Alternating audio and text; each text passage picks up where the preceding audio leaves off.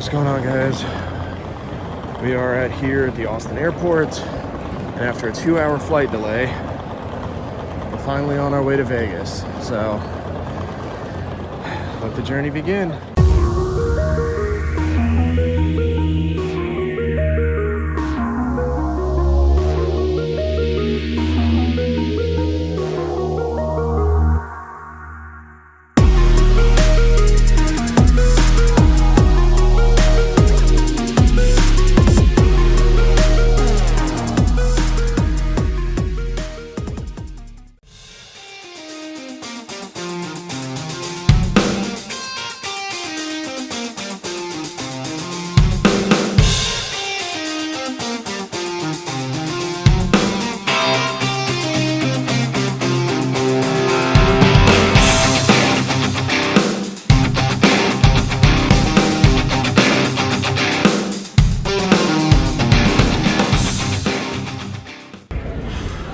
What's going on, guys? So I'm going to give you guys a couple of quick hand histories from yesterday. So apologize, I don't have any footage for this, but these are probably just the couple quick hands that I guess kind of mattered the most. So first things first, if you pre-register a tournament, fun fact,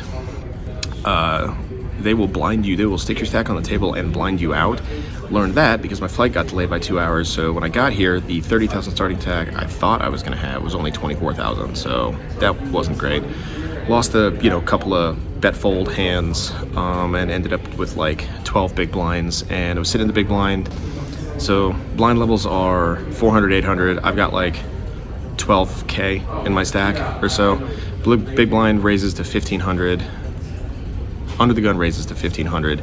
I'm sitting in the big blind with the big blind ante, and I look down at 9-4 offsuit, and I figure, well, I can just rebuy, re-register, whatever. So I YOLO it in for 12K. He snap calls me. He flips over pocket queens. I flip over my 9-4 offsuit, and we have a little bit of a laugh. It's very clear I'm heading to the registration line at this point.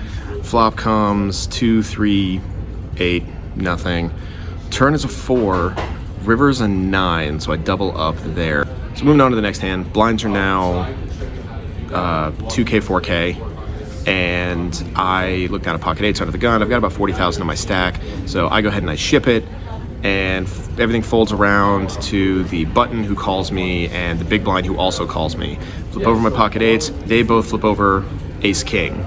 Button flips over ace king suited. Big blind flips over ace king offsuit. Board runs out 4, 6, queen, 7, deuce. 4, 6, queen, 7, 2. My pocket 8s hold, triple up. A couple of orbits later, go on a break. I'm now sitting around 80, 120. I'm sitting around, I've won a few more pots. Sitting at about 130,000, and the blinds are 3,000, 6,000. I look down at pocket jacks and the cutoff. I open to 16,000. Small blind 3 bets me, and small blind 3 bets me to 32. The big blind, who's a short stack, jams all in, and I look at the guy and I'm like, well, okay, I was gonna try and take a flop with you, but if you want to ship it, we can ship it. So I go all in. He calls. I flip over pocket jacks. He flips over ace king offsuit, and the shorty flips over ace king offsuit as well. So we do another three-way runoff, and I'll put the flop down there. I don't exactly remember what it was. It was just brick. My pocket jacks hold, and I 2.5x my stack once again. And then win a few more pots, go kind of card dead. And then the last hand that was of significant note, I'd run my stack up to about 450,000, and a short stack, one of the guys, the hand right before this one, had tried an all-in bluff that didn't work. He left one chip behind. He left one small blind chip behind. So he's all in for his small blind chip, and I look down at ace 7 suited under the gun. I jam all in. He calls with his one small chip, but then another big stack in the corner, who also has about 400K or so, calls as well for all of her chips. I've got her covered by like 20. I've got her covered by like 20,000. It's not much. We're basically even. So he flips over. I flip over my ace seven of diamonds. he flips over his queen 10 offsuit for, whatever it is, but then she flips over ace king offsuit. Well, I figure at this point, I guess I'm going to just take the cash and go home. But so she stands up, she starts talking to her boyfriend, and as the dealer's flipping the flop over, there's a 7 in the window. So the board comes 7 queen 10, and turn is a 4, river is a 5, and I end up stacking her, and me and the big guy chop up that pot. I lose a few more pots, get myself back down to like 600k, and then I look down, last hand of the night. This was like 5 minutes before we bagged for day 2. I'm playing off of like 600,000, and the blinds are 20k, 40k. So I am once again under the gun, and I look down at ace king of diamonds. I jam all in for my 670k, and folds around to the cutoff, who rejams for the 200 and something that he has in front of him. Everybody else folds. He flips over ace queen, I flip over ace king. Flop comes 3 queen 7. So I figure I'm about to lose a big chunk of my stack, but then the turn is a king, and the river is a deuce, and I end up stacking him as well. And yeah, that's how we bagged 880,000 for day 2. So, let's go to that footage and actually get some real hands. All right, guys. Unfortunately, we didn't end up getting any tournament footage, and honestly, that just kind of came down to the fact that the tournament was moving super, super fast. Once I sat down on day 2, I basically only got like 3 hands per table, and they moved me to like 5 or 6 different tables before everything was said and done. Ultimately, my tournament death came at the hands of just a short stack situation. I was sitting in the under the gun +1, and I looked down at jack 10 of hearts. I had about 8 big blinds total at the time. I go ahead and I jam all in. A player in late position snaps me off with ace queen offsuit. We head to a run out, and I don't make a pair, and that was basically kind of how everything bricked out. So I will add the total cash for the tournament into the total for this first cash game session that's coming up here in a second. So stay tuned for that as well. All right, guys, with all that out of the way, let's jump into our first cash session of the trip. We are sitting here at the Aria, and we are playing some 1-3. Our buddy Chris, who joined us on this trip, is sitting 2 to our right, and we look down in the cutoff at pocket 7s. Chris is sitting in the low jack, and he opens the pot to $10. We go ahead and call, and the flop comes queen 8 deuce rainbow. Chris leads out for $15, and it's just the 2 of us in this pot. And something about this bet seems kind of off. This is one of those things where, when you've got someone with you and you've played with them a decent amount of time, you can pick up on some of the tendencies they may or may not have. And something about his bet seemed milky to me, and I can't explain why. We've played together for years now, so something about it just didn't seem quite on brand. So I go ahead and I elect to fold face up, showing him my pocket 7s, and he flips over pocket 9s. So we lose that first pot a little bit, but it's good to know that we've got a good read on our buddy there. All right, guys, moving on to the next hand. We are in the under the gun 1 position, and we look down at 2 red jacks. We go ahead and raise it up to $10, and the cutoff, the small blind, and the big blind, who is our buddy Chris, all call. So we head off to a flop 4 ways of ace 9 8, 2 hearts. The small blind does something interesting here. The small blind leads out into 4 opponents for $15, and Chris goes ahead and calls. I take another look at my hand, and knowing what I know about Vegas players being a little bit on the tighter side, I elect to go ahead and fold this one. The cutoff folds as well, and it gets back around to Chris, who decides to make the call. So they head off to a turn, which is the 10 of hearts. The small blind once again leads out for $15, and once again, Chris in the big blind just goes ahead and calls. The river comes the 6 of diamonds, and the small blind once again leads out for $15. Chris reaches into his stack and decides to raise to $45. The small blind thinks about this for a little bit and then ultimately lands on a call and flips over the ace-king offsuit for top pair, and Chris flips over the ace-5 of hearts for a turned flush and takes down this pot. All right, guys, moving on to this next hand, and this hand's going to be a pretty good indicator of kind of how this game is going. So we are sitting in the cutoff, and we look down at Jack 4 of clubs. Now, if the hand selection here isn't an indicator, I'm just going to go ahead and let you guys know that the drinks are flowing maybe just a little bit, and I think some of my decision-making might be just a little bit impaired here, because there's a raise from early position to $15, and we go ahead and call. The button calls as well, and we head off to a flop, which doesn't come super favorably to us. The flop comes 7-8-3, no clubs.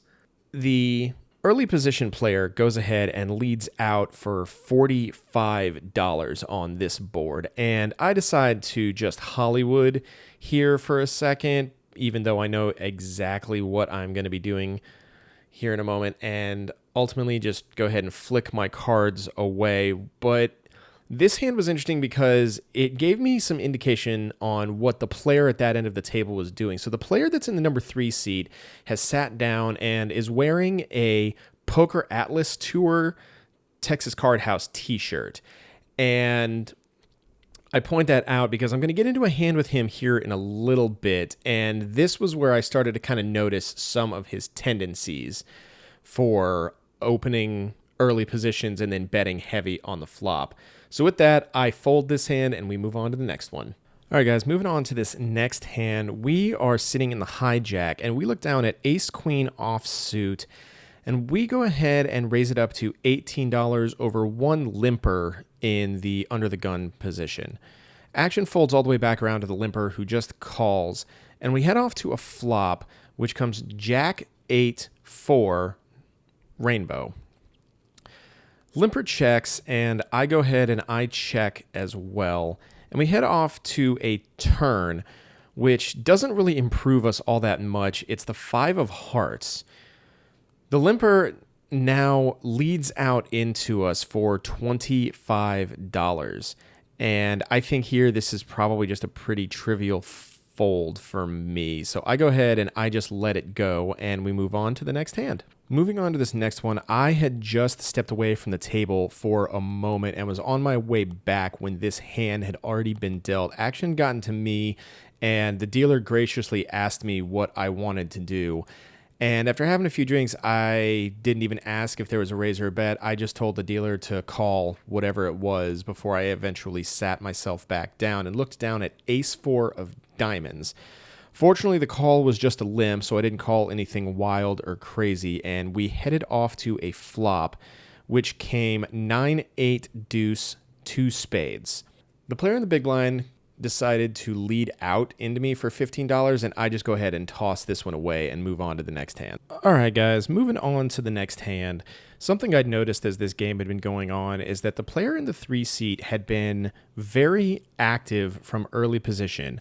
A lot of big opens, a lot of 3-betting, and this was a player that I knew I was going to want to try and get in there and battle with if I found a halfway decent hand.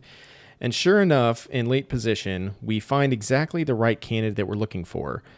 We are sitting in the hijack, and we look down at pocket jacks.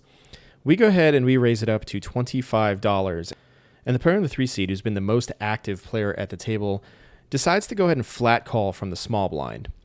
The under the gun player, who limped in, also calls, and we head off to a flop 3 ways of 8-9 deuce 2 spades. The player in the 3 seat now jams for $146 effective. The under the gun player thinks about it for a little bit and then goes ahead and gets out of the way. And this has basically been a snap call for me. He's been doing a lot of this where he'll either raise pre-flop or 3-bet pre-flop and then jam a short stack or make a massive bet on the flop and just kind of bully everybody out of the pot. And he's been caught, I think, up until this point, he's been caught twice. doing this with really, really weak hands. So this is a pretty easy snap call for me. I go ahead, I snap, I show him that I've got pocket jacks, and he looks at my jacks and goes, oh, your jacks are good. I've got top, and flips over the ace of clubs, 9 of clubs. All right, well, we got to run it out. We run it out one time. Turn comes the 4 of diamonds. River comes the 3 of hearts, and we end up stacking our opponent for a pretty decent pot. All right, guys, moving on to the next hand. We are sitting in the low jack, and we look down at ace, queen suited. There's a raise to $12 from the under the gun player, and action folds around to us, and we go ahead and we just call the $12, and we head off to a flop, which comes 5, 7, king, 2 clubs. The under the gun player leads out for $6, and we go ahead and we call and head off to a turn, which is the jack of spades. The under the gun player now leads out for $55, and we just decide to go ahead and fold this one and just move on to the next hand. Moving on to this next one, we are on the button, and we look down at queen 8 of hearts. We go ahead and we raise it up to $12, and only the big blind calls, and we head off to a flop of jack 5, 5. The big blind tanks for a little bit and then leads into us for $25, and this line just seems really odd to me, especially on a board like this. I do contemplate maybe going for a check raise since we are the pre-flop raiser, but at these low stakes, most players aren't doing a whole lot of bluffing, so there's a good chance that he has a jack, or since he's in the big blind, he's probably got a lot more 5s in his range than I do. So I take one last look at my cards and decide to go ahead and fold and move on to the next hand. All right, guys, so moving on to this next hand. So I'm going to cut off, and I look down at 10, 5 of hearts, and I go ahead and I limp in. Now, the player to my left is a guy who we've been having a good conversation. You know, drinks have been flowing. He goes ahead and he raises it up on the button to $12.